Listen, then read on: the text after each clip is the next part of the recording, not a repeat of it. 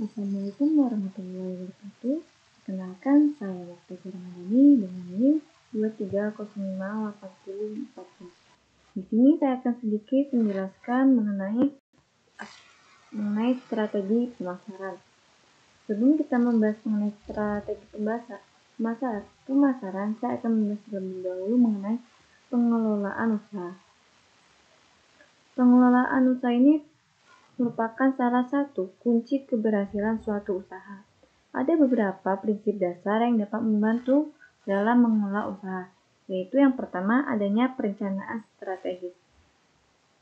Perencanaan strategis ini dapat kita lakukan dengan menentukan visi, misi, tujuan, dan jangka panjang dari usaha tersebut. Membuat rencana bisnis yang solid untuk mencapai tujuan tersebut, di mana kita dapat mengetahui bahwasanya tujuan kita membuat usaha tersebut untuk apa? Apakah untuk memenuhi kebutuhan atau untuk membuka lapangan pekerjaan. Kemudian jangka panjang. Kita membuka bisnis tersebut untuk jangka panjang atau untuk jangka pendek, sehingga kita dapat mengetahui apa saja yang harus kita lakukan. Kemudian yaitu pengelolaan keuangan. Pengelolaan keuangan dengan bijak termasuk dengan mengelola penganggaran, pengelolaan arus kas, dan investasi yang digunakan untuk perangkat lunak akuntansi untuk memantau keuangan. Hal ini bertujuan agar kita dapat melihat arus keluar ataupun arus masuk dalam pendapatan tersebut, sehingga kita dapat melihat apakah perusahaan kita mendapatkan laba atau tidak. Kemudian dengan kita mengetahui pengelolaan keuangan, kita dapat mengatur keuangan tersebut. Kemudian pengelolaan sumber daya manusia. Kita dapat merekrut karyawan yang kompeten dan kemudian melakukan pelatihan agar karyawan kita dapat bekerja sesuai dengan ketentuannya. Kemudian kita dapat melakukan analisis dan evaluasi, di mana kita melakukan analisis SWOT, yaitu secara berskala, dan evaluasi kinerja usaha untuk mengidentifikasi dari beberapa area yang perlu diperbaiki. Kemudian selanjutnya yaitu pengelolaan keuangan. Dalam pengelolaan keuangan ada beberapa aspek yang perlu kita ketahui, seperti yang pertama itu sumber dana. Sumber dana itu terbagi menjadi dua, yaitu sumber dana internal. Sumber dana internal ini merupakan sumber dana yang berasal dari modal pemilik, kemudian laba yang ditahan atau laba yang dijadikan cadangan, kemudian penjualan aset.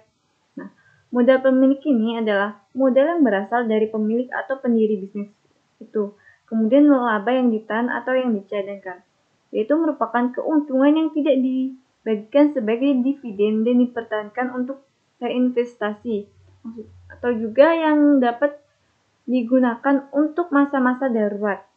Kemudian yaitu penjualan aset, menghasilkan dana dengan menjual aset yang tidak lagi dibutuhkan, sehingga dana tersebut dapat kita putar untuk kita jadikan modal, ataupun dapat kita jadikan laba yang dicadangkan. Kemudian itu ada sumber dana eksternal. Sumber dana eksternal ini bisa berupa pinjaman bank, investor, obligasi korporasi, dan pinjaman dari orang terdekat. Pinjaman bank mendapatkan dana melalui kredit dari bank ataupun lembaga keuangan lainnya. Kemudian yaitu investor, atau mendapatkan modal dari investor yang tertarik dengan potensi bisnis. Kemudian obligasi korporasi, yaitu mengeluarkan obligasi untuk mendapatkan dana dari pasar modal. Kemudian pinjaman dari orang terdekat, yaitu artinya meminjam dari keluarga ataupun teman.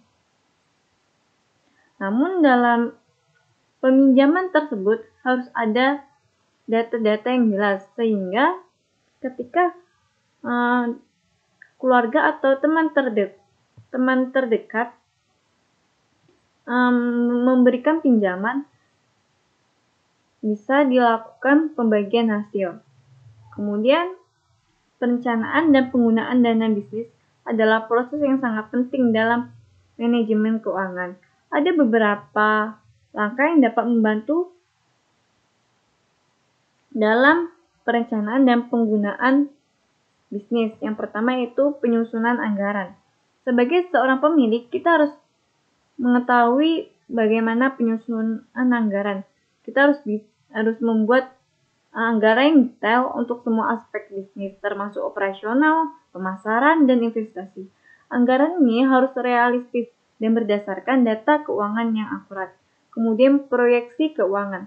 Kita harus melakukan proyeksi keuangan untuk memperkirakan pemasukan dan pengeluaran dana di kemudian. Hal ini akan membantu dalam membuat keputusan investasi dan pengeluaran. Kemudian selain itu, hal ini juga dapat menghindari kekurangan dana. Kemudian kita dapat melakukan analisis biaya dan pendapatan. Analisis semua biaya dan pendapatan untuk menentukan area yang memerlukan peningkatan, efisiensi atau penyesuaian harga. Kemudian kita dapat melakukan pengawasan arus kas.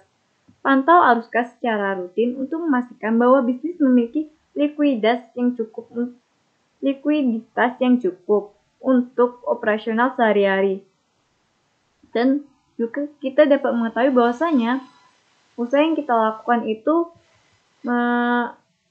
memunculkan laba atau hanya sekedar menjual saja. Kemudian pengelolaan utang. Kalau seorang pembisnis harus bisa mengelola utang bisnis dengan bijak. Pastikan rasio utang terhadap ekuitas tetap sehat dan pembayaran bunga tidak membebani keuangan. Kemudian kita bisa melakukan investasi untuk pertumbuhan. Alokasikan dana atau laba untuk investasi yang dapat mendukung pertumbuhan bisnis seperti pengembangan produk ataupun ekspansi dasar. Kemudian kita dapat menyimpan dana tersebut sebagai dana darurat. Hal ini dilakukan untuk menghadapi situasi yang tidak terduga yang mungkin memerlukan pengeluaran besar. Kemudian yaitu evaluasi dan penyesuaian. Evaluasi penggunaan dana secara berkala dan lakukan penyesuaian jika diperlukan untuk memastikan bahwa dana digunakan secara efisien dan efektif. Kemudian, perencanaan dan penggunaan dana yang baik akan membantu bisnis tetap fokus pada tujuan keuangannya. Sehingga kita bisa memastikan bahwasanya kelangsungan bisnis ini memiliki kelangsungan dalam jangka panjang. Pengawasan dan pengendalian dalam pengelolaan dana merupakan dua aspek penting yang saling terkait dalam manajemen keuangan. Keduanya memiliki peran yang berbeda tetapi sama-sama penting untuk memastikan bahwa dana digunakan sesuai dengan rencana dan tujuan bisnis.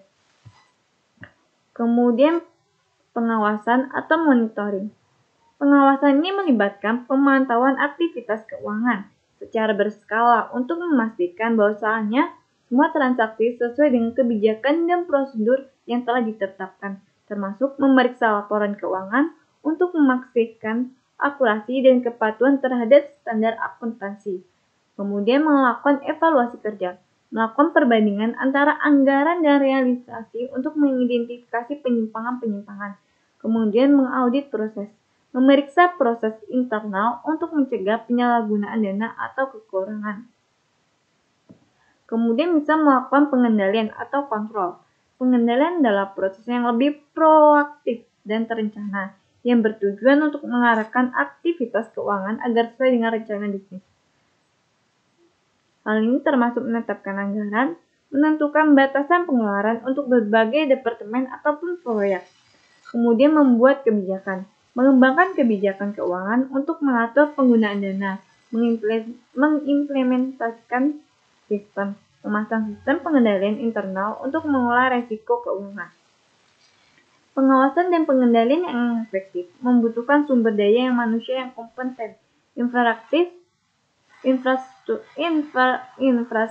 yang memadai, dan juga penerapan teknologi yang tepat untuk mendukung proses tersebut. Kedua proses ini membantu dalam mewujudkan dan memastikan bahwa dana yang digunakan dengan cara yang paling efisien untuk mencapai tujuan organisasi.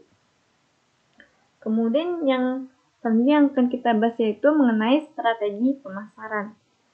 Dalam mengelola sebuah usaha ada beberapa aspek penting yang perlu diperhatikan dalam hal keuangan, yaitu seperti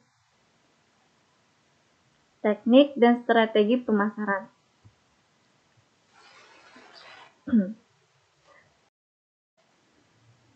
Dalam strategi pemasaran ada tiga hal yang perlu kita ketahui, yaitu yang pertama perencanaan pemasaran. Perencanaan pemasaran merupakan salah satu langkah awal dalam strategi pemasaran. Hal ini melibatkan penelitian pasar, segmentasi pasar, pemahaman kebutuhan dan keinginan pelanggan, serta menetapkan tujuan pemasaran yang jelas. Perencanaan ini harus mencakup analisis SWOT, yaitu Strengths, Weakness, Opportunity, dan Threats, untuk memahami posisi usaha dalam persaingan. Dalam perencanaan pemasaran, kita melakukan analisis tersebut untuk mengetahui bahwasanya kebutuhan apa yang ada dalam pasar tersebut. Kita bisa melihat bahwasanya pasar tersebut memiliki kebutuhan apa yang harus kita penuhi. Kemudian kita harus menargetkan apa yang kita targetkan, apakah untuk kalangan kelas menengah, kelas bawah, ataupun kelas atas. Kemudian yaitu adanya bauran marketing atau mix, atau juga yang dikenal sebagai 4P, yaitu product, pitch, place, dan promotion. Yang pertama yaitu produk, mengembangkan produk yang sesuai dengan kebutuhan pasar. Maksudnya di sini produk yang dikembangkan itu sesuai dengan kebutuhan pelanggan atau selera pelanggan, bukan dengan selera kita. Hal tersebut dikarenakan pelanggan membeli barang karena sesuai dengan kebutuhan, bukan karena kita suka. Kemudian yaitu menetapkan harga yang kompetitif dan sesuai dengan nilai produk. Kemudian yaitu place, menentukan distribusi produk agar mudah dijangkau oleh target pasar. Yang terakhir yaitu promosi, yaitu membuat strategi promosi yang efektif untuk meningkatkan kesadaran dan minat pembeli. Promosi ini akan membantu kita dalam memasarkan produk-produk. Kemudian yaitu kiat pemasaran usaha baru. Untuk usaha baru penting untuk membangun sebuah kualitas bagi produknya. Hal ini dikarenakan orang yang membeli tentu akan melihat kualitas dari produk kita, sehingga ketika orang tersebut suka dengan kualitas produk dan memang membutuhkan produk tersebut, mereka akan membelinya. Kemudian kita harus memilih lokasi yang strategis, yang mudah dikunjungi oleh pembeli, sehingga hal tersebut tidak menyulitkan pelanggan. Kemudian menggunakan media sosial dan pemasaran digital untuk menjangkau audiensi yang lebih luas, sehingga mereka tahu bahwasanya kita membuka usaha. Nah, itulah tadi penjelasan mengenai strategi pemasaran. Dalam strategi pemasaran ini, penting bagi para pengusaha untuk bisa mempelajari strategi-strategi, sehingga mereka dapat melakukan pengelolaan bisnis yang baik. Nah, itulah penjelasan dari saya. Kurang dan lebih saya mohon maaf. Assalamualaikum warahmatullahi wabarakatuh.